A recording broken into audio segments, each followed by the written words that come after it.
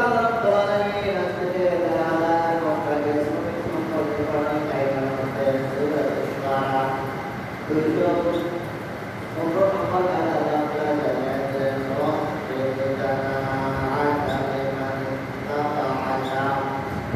মিনাল মুমিনিন হাবিব আপনার উম্মতকে আপনি জানিয়ে দিন সারা বিশ্বের মুসলমানদের জন্য সুসংবাদ আমি আল্লাহ রাব্বুল আলামিন ঘোষণা করলাম তোমাদের মধ্যে যারা তোমাদের অধীনস্থ যারা কাজ করে কামলা দিনমজুর গরিব শ্রমিক কিষান আছে না যারা কাজ করে তোমাদের অধীনস্থ তাদের সঙ্গে তোমার নম্র ব্যবহার করো ভালো কথা বলো সুবহানাল্লাহ আর কথা আল্লাহ পাক তাহলে আজকে ১,০০০ বছর আগে আল্লাহ তাআলা আগে শ্রমিকের অধিকার নিয়ে কথা বলেছেন বলো সুবহানাল্লাহ এর নতুন কোনো কথা নাই আল্লাহ পাক ১,০০০ বছর আগে আর হাবিবের উপরে কোরআন নাযিল করে জানিয়ে দিলেন হাবিব আপনি সারা বিশ্বের মানুষকে আপনি জানিয়ে দিন তাদের অধীনস্থ যে সমস্ত কর্মজীবী থাকবে শ্রম করেন কুলি করেন খ্রিস্টান করেন যার যে অধীনস্থ কাজ করে আছে না তাদের সঙ্গে আল্লাহ তাআলা বলছেন নম্র ব্যবহার সুন্দর ব্যবহার করতে হবে তাহলে বোঝা গেল আজ থেকে ১,৫০০ বছর আগে আল্লাহ রাব্বুল আলামিন শ্রমিক সম্পর্কে ঘোষণা করেছেন তাদের সাথে ভালো ব্যবহার করতে হবে কি করতে হবে ভালো কথা বলতে হবে ন্যায্য অধিকার দিতে হবে তাদের সঙ্গে চুক্তি সহকারে যে কাজ করবে চুক্তি অনুযায়ী সেই টাকা দিতে হবে পঞ্চায়েত দিতে হবে এই জন্য আল্লাহ রাব্বুল আলামিন কোরআন কারিমের মধ্যে জানিয়ে দেন শুধু তাই নয় আজ থেকে ১,০০০ বছর আগে মুহাম্মদ সাল্লাল্লাহু আলাইহি ওয়াসাল্লাম বিয়াদবি সাল্লাল্লাহু আলাইহি ওয়াসাল্লাম তার সাহাবায়ে করে মুহাম্মদ সাল্লাল্লাহু হাদিস में আব্দুল্লাহ ইবনে উমর বর্ণনা করেছেন قال رسول الله صلى الله عليه وسلم عود الآذرة الله قبل أن يجفا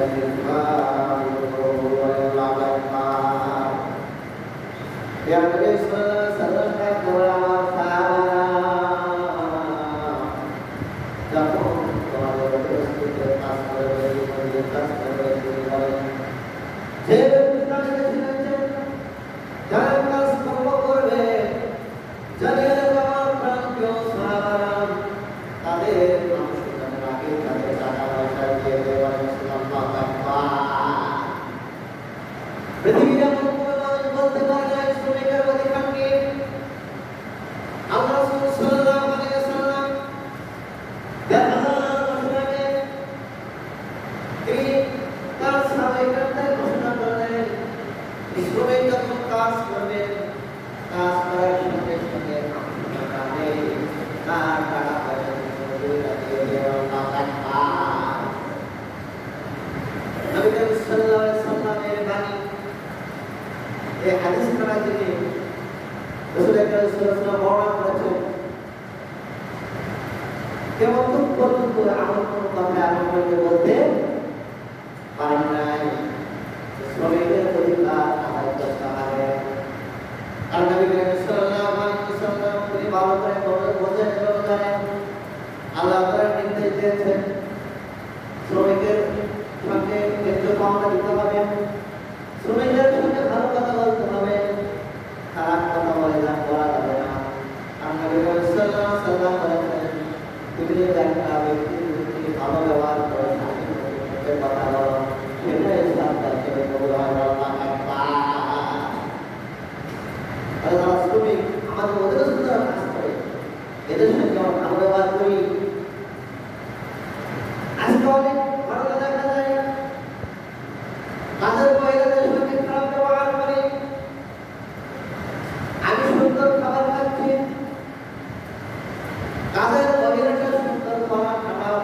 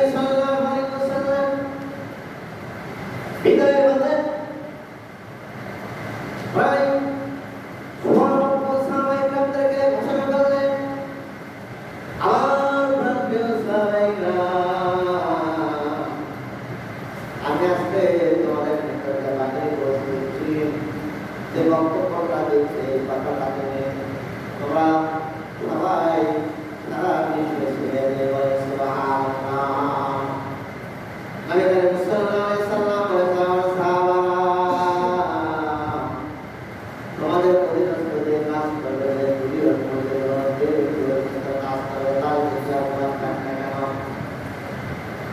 তোমরা যে খাবার খাওয়া তোমাদের অধীনস্থ যে ব্যক্তি থাকবে তাকে সেই খানা খাওয়াবা।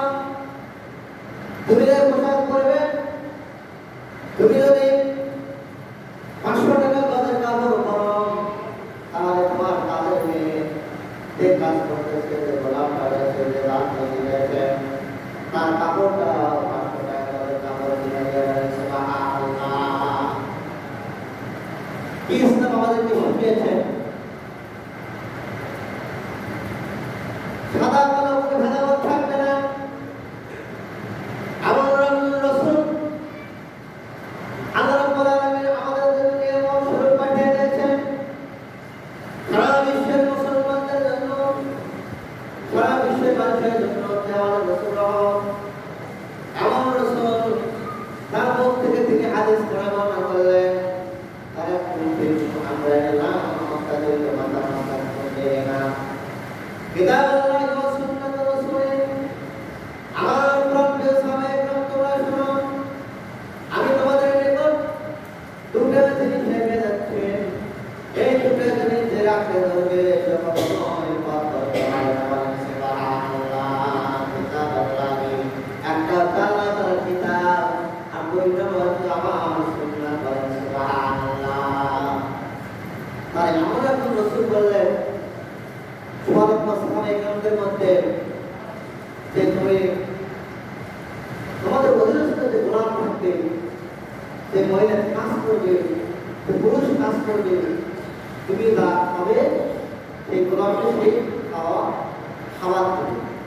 কিন্তু আমাদের সমাজে আর কি সেটা খাবার দেয়? সেই খাবার দেয় না।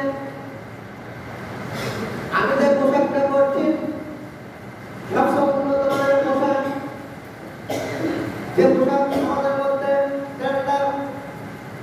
এমন পোশাক আমি করছি, শার্ট পরে না, প্যান্ট পরে না, জুতো পরে না, পাঞ্জাবি পরে না, যে পোশাক কারণে কেন উন্নত ধরনের পোশাক আমি করছি। কিন্তু এই কাজের মহিলাকে দেখা যায় বাজারের সবচেয়ে কম দামের কাপড় আমি শাড়ি কিনে দেয়। কি বলেন ঠিক না? তাহলে দেখা গেল এটা হচ্ছে মুনাফিক আচরণ। কি আচরণ? মুনাফিক আচরণ। নবী করিম সাল্লাল্লাহু আলাইহি ওয়াসাল্লাম বলেছেন যে তুমি যা খাবে তোমার অধীনস্থ সে ব্যক্তিকে খাওয়াবে, তুমি যা যে কাপড় পরবে সেই দামের কাপড় তোমার অধীনস্থ তুমি পরায় দিবে। যদি আর বিপরীত হয়ে যায় তখন আমি কি হয়ে যাবো? মুসলমান থাকবো না, মুনাফিক হবো। কথা বলেন না যে মুসলমান থাকবো না, মুনাফিক হয়ে যাবো। কারণ বিদায় বাদে নবী করিম সাল্লাল্লাহু আলাইহি ওয়াসাল্লাম বলেছেন যে আমি তোমাদের নিকট দুটো জিনিস রেখে যাচ্ছি। একটা হচ্ছে আমাদের কিতাব আল্লাহর কিতাব। এই কিতাবটা তোমার সারা জীবন পূরণ পরিচালনা করবে। আর আমার সুন্নাহ রেখে গেলাম, এই সুন্নাহ যা করবে সে দুনিয়ার কল্যাণ পাবে, যাবে আখিরাতেও আল্লাহ পাক জান্নাত দিয়ে দেবেন। আল্লাহ আকবার।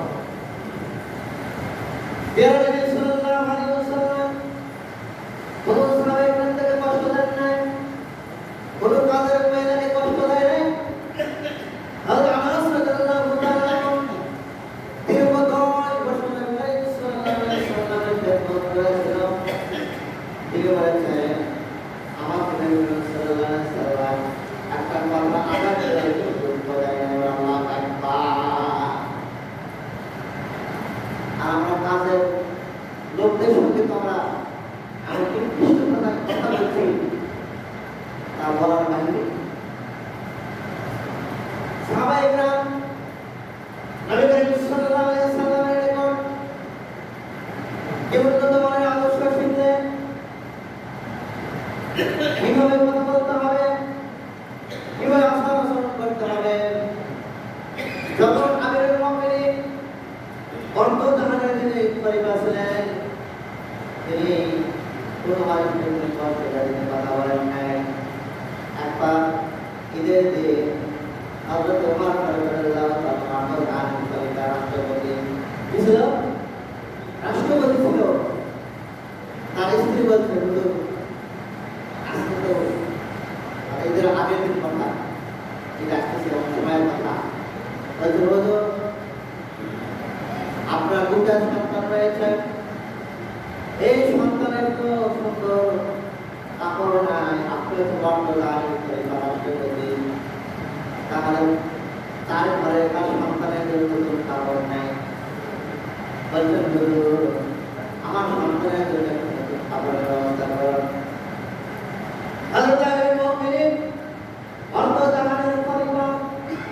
তার কাছে কোনো টাকা পয়সা ছিল না সন্তানকে কাপড় কিনে দেওয়ার জন্য। তিনি অর্থমন্ত্রীকে চিঠি লিখছেন, সালাম দিয়ে চিঠি লিখছেন, আমাকে অগ্রিম 1 মাসের বেতন দেওয়া হোক, অগ্রিম 1 মাসের বেতন দেওয়া হোক। কেমন রাষ্ট্রপতি ছিলেন তিনি?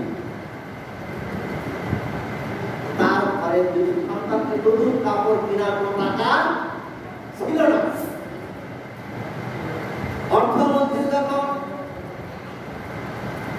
এই চিঠিটা পাইলেন, চিঠি পাওয়ার পরে পুছকের মানে ছেড়ে দিলেন আর আওয়াজ করে কান্না শুরু করে দিলেন। অর্থজাহানের খলিফা তিনি আমার নিকটে অগ্রিম 1 মাস বেতন চেয়েছে, আমি কেমন করে টাকাটা দিব, আমি টেনশনের মধ্যে পড়ে গেলাম। তারা অর্থজাহানের খলিফাকে টাকা নেই, সন্তানের কাপড় কিনে দেবে। সম্মানের সঙ্গে তিনি অর্থমন্ত্রী চিঠি লেখেন, হ্যাঁ আমিরুল মুমিনিন, দুটো শর্ত যদি আপনি পালন করতে পারেন তাহলে আমি আপনাকে অগ্রিম 1 মাসের বেতন আমি দিয়ে দেব। 1 নম্বর শর্ত হলো, তিনি বলছেন আমি শর্ত দিলাম, 1 নম্বর শর্ত হলো আপনি কি আগামী মাস আপনি জীবিত থাকবেন তার গ্যারান্টি আপনাকে দিতে হয় 1 লাখ একবার। কি অর্থমন্ত্রী, কি রাষ্ট্রপতি! আর আমাদের দেশে যদি প্রধানমন্ত্রী রাষ্ট্রপতি একটা টেলিফোন করে অর্থমন্ত্রীর কাছে, হ্যালো আপনাকে 5 কোটি টাকা 5 মিনিটে দিতে হবে, আমি চেয়ার করতে পারি 14 হাত আপনি হচ্ছে যা বলেন এখনই দিচ্ছি 5 কোটি টাকা। কথাটা ঠিক কিনা? আমার বন্ধুগণ, শ্রমিকের অধিকার নিয়ে কথা বলেছিলাম। অর্থমন্ত্রী দুচকের পানি ছেড়ে দেওয়ার চিঠি লিখতেছেন, হুজুর দুটো শর্ত যদি আপনি মেনে নিতে পারেন তাহলে আপনাকে অগ্রিম 1 মাসের আমি বেতন দিয়ে দেব।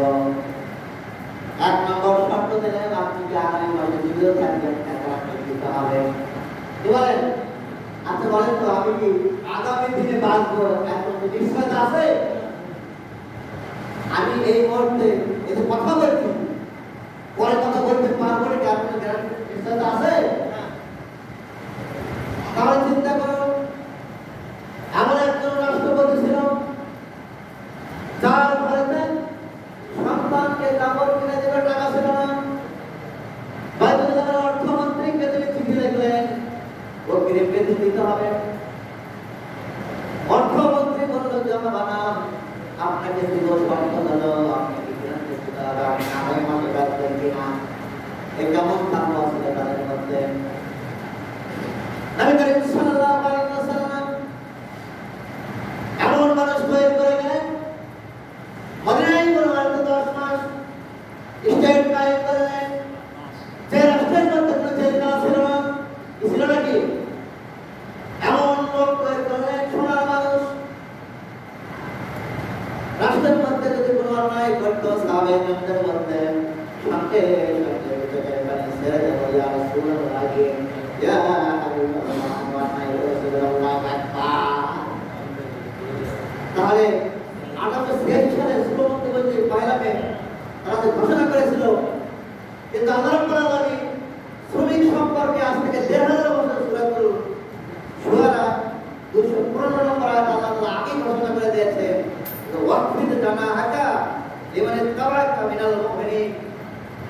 তোমরা সারা বিশ্বের মুমিনরা শোনো, তোমাদের অধীনস্থ যে কাজ করবে তাদের সঙ্গে তোমরা ভালো নম্র ব্যবহার করে। বলো আল্লাহু আকবার। এমন একজন রাসূল বলেন, উলুল আযরাম আযরাহুম ওয়ালা আইয়াযফা ইরকাহুম, যখন তোমাদের অধীনস্থ কোন শ্রমিক কাজ করবে, এই শ্রমিকের ঘাম শুকানোর আগে তোমরা বেশি পরিশ্রম দিয়ে দেবে। বলো আল্লাহু আকবার। পৃথিবীর মধ্যে এমন একটা বাক্য পৃথিবীর কোন মানুষ বলেছিল? কেউ কিন্তু বলে নাই। বের নবী সাল্লাল্লাহু আলাইহি সাল্লাম বলেছে, শ্রমিকের অধিকার ন্যায্য অধিকার দিতে হবে। যদি ন্যায্য অধিকার না দিতে পারো, এই জমিনের মধ্যে তোমার লাঞ্ছনার বঞ্চনা হতে হবে। আর কিয়ামতের ময়দানে শ্রমিকের প্রত্যেকটা ঘামের ফোঁটাকে হক না আদায় করে তুমি জান্নাতে যেতে পারবে না। আল্লাহু আকবার। এজন্য হুঁশিয়ার সাবধান। আমাদের অধীনস্থ